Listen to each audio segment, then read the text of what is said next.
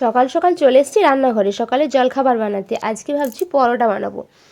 আজ বাড়িতে লক্ষ্মী পুজো আছে, আর পুজো হতে হতে অনেকটাই দেরি হয়ে যায়, সেজন্যই মাম্মিজি আগের দিন পরোটা বানিয়ে রাখে, আর এইবারের ক্ষেত্রে সেটা ভুলে গেছে। আর সেজন্যই আমি সকাল সকাল ময়দা মেখে তো মাম্মিজির জন্য দুটো পরোটা ভেজে দিলাম, তো মাম্মিজিকে এগুলো দিয়ে দিলাম, আর তারপর আমি নিজের জন্য দুটো বানিয়ে নেব। আর এদিকে তোমার দাদাভাইকে জিজ্ঞাসা করলাম, তো ও বললো সকালে পরোটা খাবে না। দাদাভাই বলল ও বাজার থেকে কিছু একটা নিয়ে এসে মুড়ি খেয়ে নেবে। আর পুজো শেষ হতে এতটাই দেরি হয়ে যায়, তো তখন আর সকালের জলখাবার খাওয়ার সময় একদমই থাকে না, তো একদম দুপুরের খাবার খাওয়া হয়ে যায়, সেই জন্যই আর কি।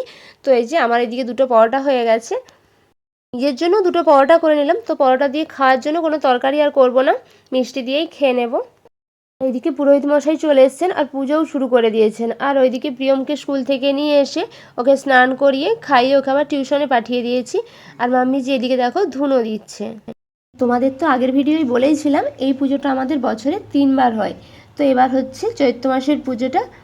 আজকে যেহেতু বাড়িতে লক্ষ্মী পুজো হচ্ছে, তাই আজকে কিন্তু মাছ ফাছ কোনোটাই কিছু রান্না হবে না, পুরোপুরি নিরামিষ রান্না বান্না হবে। আর ওইদিকে আমি রান্নাটাও চাপিয়ে দিয়েছি। তো দেখো পুজো হয়ে গেছে, এদিকে আমার কাছে প্রসাদও চলে এসেছে।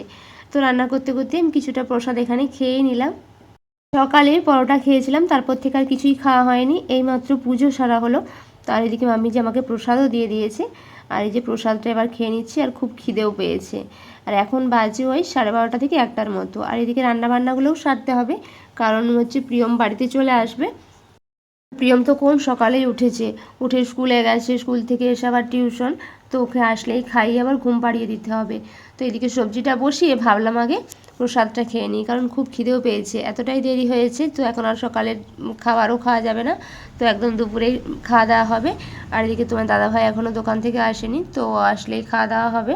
আর তাই ভাবলাম প্রসাদটাও খেয়ে নিই। আজকের পুজোতে যেসব ফল ছিল, তো ফলগুলো না প্রত্যেকটাই মিষ্টি ছিল। কমলালেবু, আপেল, বেদানা, আঙুর। তো অন্যবারে বেশিরভাগই কমলালেবুটা মিষ্টি হয় না, কিন্তু এবারে খুব মিষ্টি ছিল। আর আঙুরগুলোও কিন্তু খুব মিষ্টি ছিল। তো সেটাই মাম্মিজিকে বলছিলাম, তো এবারে আঙুরগুলোও খুব মিষ্টি আছে। আর বেশিরভাগই না শশাটা তিতে হয়ে যায়। তো এবারে শশাটাও কিন্তু খুব ভালো ছিল।